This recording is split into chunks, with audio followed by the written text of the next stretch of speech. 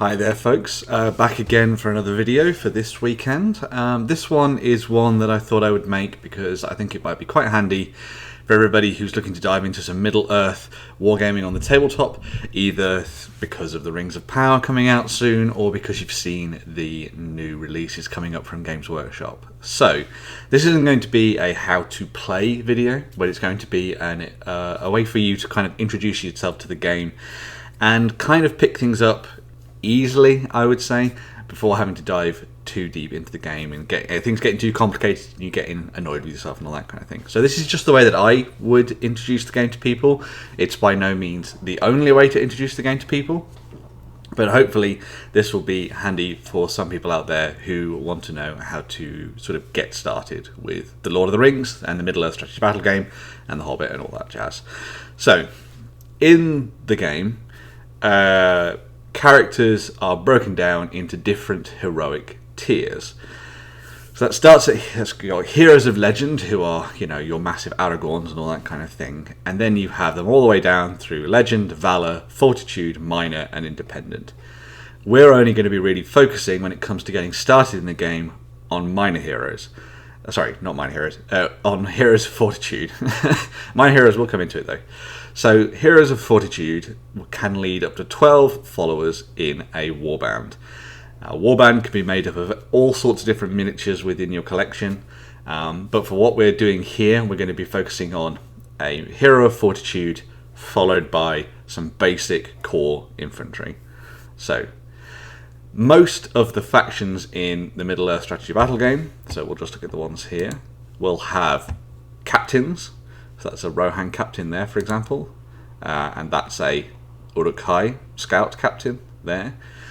You'll be wanting to try and get your hands on one of those if you want, or just use one of the miniatures from the plastic set and designate it as your captain if you would prefer. They can be armed with a whole range of different weapons. And then, if I was teaching the game, I would take that captain model, which you can see demonstrated here as well. We'd have got a captain of Minas Tirith here. Yes, there are points attached to a lot of these things, but I wouldn't worry too much about that. What I would do is I would just dive in, decide which captain you're going to pick for which faction you like, arm them with whatever they've got on the miniature, maybe that's sword and shield or anything like that, then get 12 miniatures, maybe 4 of each, armed with different weapons to go into your collection. So in this case, if we were making a Minas Tirith army, we would have a captain of Minas Tirith, in this case armed with, he's got his heavy armor and sword, but you then give him the shield, and then we switch it over to the warriors of Minas Tirith. We'd have 4 of them armed with sword and shield, we'd have 4 of them armed with bows, and then we'd have 4 of them armed with a spear and a shield, right? So that means that you get a nice range of different weapons to choose from and play around with. Say you were coming up with an enemy force to go against them. Here we've got Captain of Rohan, same kind of deal. Arm him with whatever you think. And when it comes to the Warriors of Rohan, you arm them in the same way. So you have some armed with hand weapon and shield, maybe that's a sword or an axe. Some of them armed with bows, or 4 of them armed with bows, and then 4 of them armed with spears and shields, or throwing spears in this case, for Warriors of Rohan. With the Orcs, you've got some going on here. So you've got your fellow with the war pick, as that model demonstrates, but you can find them with other weapons and their armor and stuff. And then you have your Orc Warriors. In this case, it's a little bit different.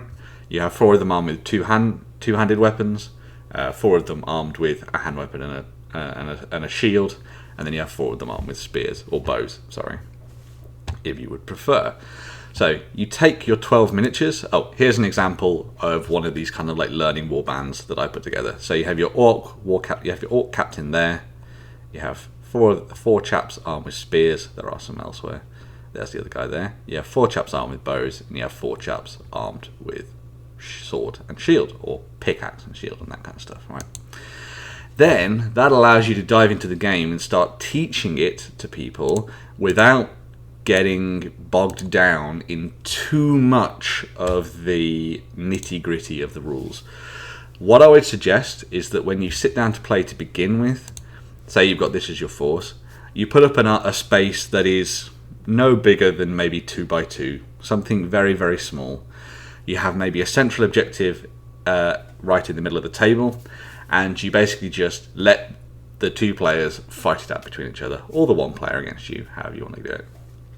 So in this case that I'm going to be teaching hopefully soon with a bunch of people, I'm going to have the two sides set up. They're going to basically run through the basics of gameplay and get used to the game before they dive in any deeper.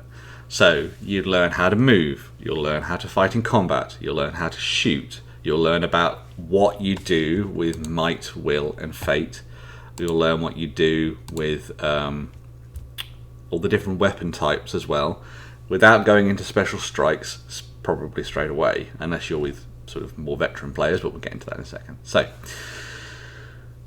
might, will and fate can be a bit awkward for some people, but I think they are pretty easy to get your head around once you've sort of done it once or twice. So might is points that can be used to modify dice rolls, will is used for resisting powers, and then fate is used to save your life. So because most big heroes, so say you were playing with the Fellowship of the Ring, for example, a lot of people want to dive in and play with those first. That's fine, I'll talk about that in a second. But there's a lot of moving parts there, there's a lot of spells, there's a lot of abilities, lots of will, might and fate for you to get your head around. Because we're reducing this to only having 2 might, 1 will and 1 fate, they're going to have to really think about how they use their might points to modify dice rolls. They're going to have to really think about will if that comes up, maybe with fear and all that kind of thing. And then you're also going to have to use fate in order to save your wounds, because, you know, as you can see there, they've got 2 wounds on the models stuff, right? So I think playing with those 12 miniatures plus a captain, regardless of what the points are, I think is a very good starting point to get people into the game. This means that you'll be able to deal with all of the things to do with the characters and play around with that, whilst also dealing with what you get with the warriors as well. So you'll learn about bows and how you fire your bows and the different qualities of the bows. You'll learn about in the way shots if you put a bunch of terrain down on the tabletop. You'll learn about swords and shields. You'll learn about spears and how you can support people through spear attacks. If you've got double-handed weapons in your warband, maybe you're playing as hobbits, for example, you'll learn how double-handed weapons work and all that kind of stuff as well. Then, once you've got past the stage of teaching them the initial elements of the Middle-earth strategy battle game and going through the motions of that, that's when I'd start to look at things like special strikes. So you take their 12 warriors and their captain once again, you come back and you delve into special strikes. So special strikes are additional qualities that some weapons have. Not everybody uses them all the time, but I think it's handy to know them anyway. So this allows you to do things like stabbing, or and all sorts of different things with the different weapons, bashing with hammer weapons and all that kind of stuff. So they're special attacks that your weapons can do. Again, you're probably not going to use them all of the time. One of the ones that a lot of people use quite a bit is shielding, right, for example. So you might want to teach people how to use that and that kind of thing. But don't do that, in my opinion, until you've dived into your second game, or maybe halfway through your first one, if you're playing with veteran players who've played a lot of war games in the past and know how to get their head around rules and all that kind of stuff. So I think that's a pretty good starting point to begin with, because it means that you don't have to buy too much, which is also handy when it comes to expenses and stuff. So, as I say, you can go the whole hog and you can buy one of these Rohan commander kits. You can probably find metal commanders on eBay or Troll Trader and a whole bunch of other different places for pretty cheap. This is £26 for Finecast models, so it's up to you what you think about that. You also then just spend around £30 picking up a Warriors of Rohan set. You could probably get this again for much cheaper from a friendlier gaming store, probably about 20 to 25% off. Pick up one of these and add this into your collection, and this will give you pretty much everything you'll need to start playing for a little while. Because you get 24 models, I think it's 24 models in each of the sets. Let's just have a look. It is 24 models. Yeah, 24 models. That's effectively 2 of the warbands that we just made previously for your Heroes of Fortitude, which I think is kind of cool, right? So you can play around with the idea of having 2 warbands led by 2 leaders, for example. And again, you can play with points. It's up to you. It doesn't really matter, though. Just don't think about that too much at the moment. Lord of the Rings is very much a narratively focused game as well, so you might want to just go down that route. The same can be said for pretty much any of the factions in the Middle-earth range. They often will have, bar hobbits and Dunlendings, really. You'll be able to find captain models, or at least something that comes in at that Heroes of Fortitude level that we talked about. That sort of 12-man level, alongside a set of plastic models and characters and all that kind of stuff. So you should be able to pick up all the things you need to start playing with either the forces of good or the forces of evil. Now, you're also going to need the rules. So, I mean, these are not cheap, but again, try and find them online for a reasonable price from a local stockist or something. So you need to get yourself the Strategy Battle Game Rules Manual, which is the one with Gandalf on the front, which is soon going to be replaced by the new Start Set version. You then have the Armies of the Lord of the Rings, which will contain all of the rules for all of the models from Lord of the Rings. And you'll also have the Armies of the Hobbit book, which contains rules for all the models from Armies of the Hobbit. Now, obviously, that's a big outlay of money. Maybe you want to split this with a couple of friends in order to buy the books and get them. You can also buy them as EPUBs, although I don't think you can anymore. There you go, you've got enhanced editions there for the same price as the physical versions. But there we go. So you can find them. Just make sure to go and try and find it from a stockist or eBay or something like that. So you're going to need those to learn the basics of the rules. Beyond that, you're probably not going to need to go too much further. You can probably find Warriors of Rohan online for very, very cheap. Again, you only need to have 12 to begin with, but 24 at £30 is pretty damn good. Find some metal or resin models for your commanders, or just use one of the miniatures from your set to be designated as a leader. It's up to you, however you want to go down that route. And then get stuck into the game. Do one of those initial learning games, as I said, where you sit down and you just start playing, learning about the weapon qualities. It doesn't matter about points, just play a game, trying to control an objective. And then, from there, you can move on to diving into playing with all sorts of different forces from that point on. Now, there are going to be some people out there that are like, hey, but I want to play with the special characters of Middle-earth. Cool. Well, there is absolutely nothing wrong with doing that either. You can pick up a Fellowship set for pretty cheap. It's the plastic set that came with the Mines of Moria box. It comes with all of the big characters in there. It might take a little bit of extra learning in order to get your head around the rules, because you'll have lots of different special abilities and that kind of thing as well. But I think one of the nice things to do with this is maybe to set this up for a couple of players. So you maybe have 2 players controlling the Fellowship, and then maybe the more experienced player within Middle-earth, or maybe someone who just wants to play with lots of monsters and stuff, playing as the bad guys. So I would maybe consider having 2 people split the Fellowship right down the middle. You maybe have a couple of the different major heroes alongside 2 of the hobbits each. Maybe you have Merry and Pippin on one side and Sam and Frodo on the other.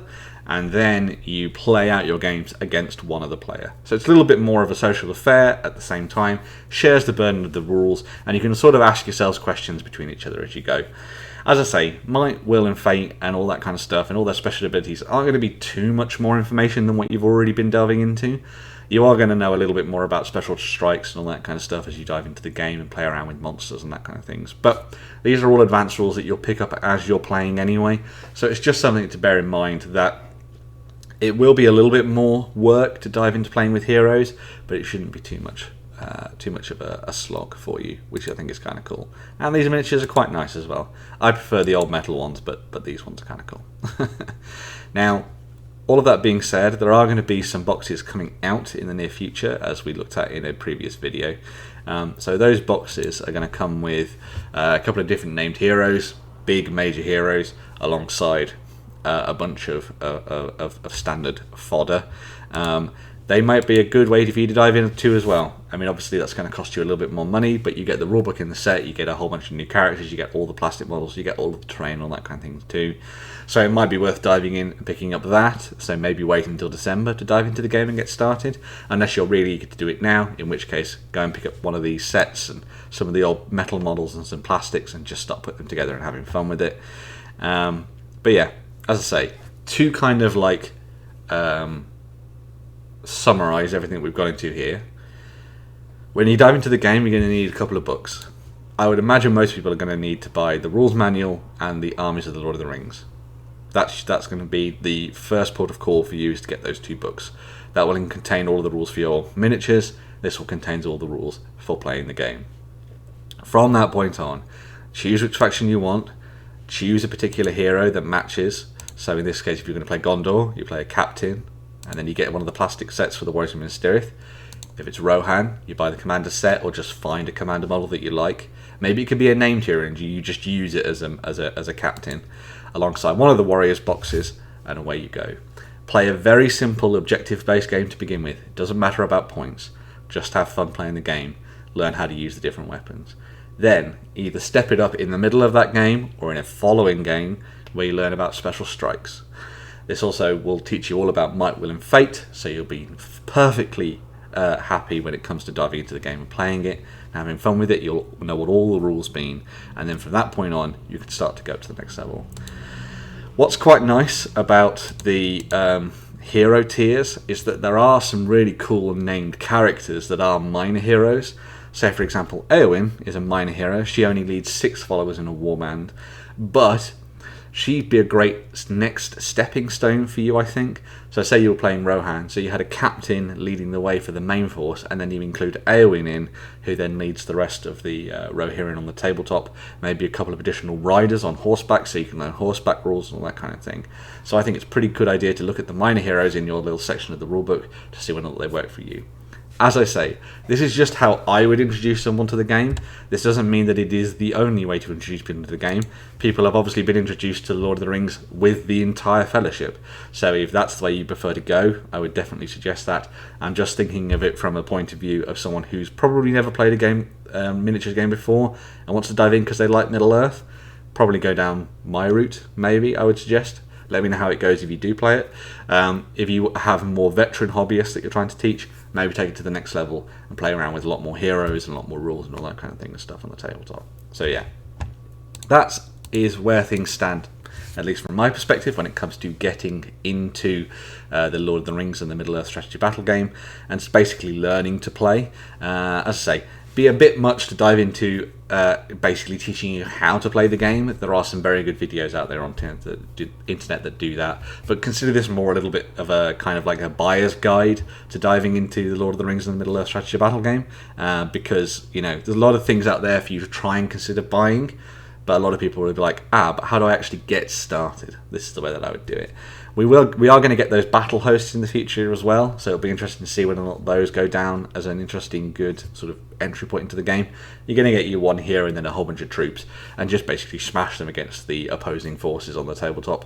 Like you could take the Rohan one and the Isengard one and just have at it. It wouldn't be too much hassle to try that either. So maybe, as I say, wait until December before you dive into play the game. But hopefully this was a interesting video that gave you a little bit of a sort of starting point for playing Lord of the Rings on the tabletop.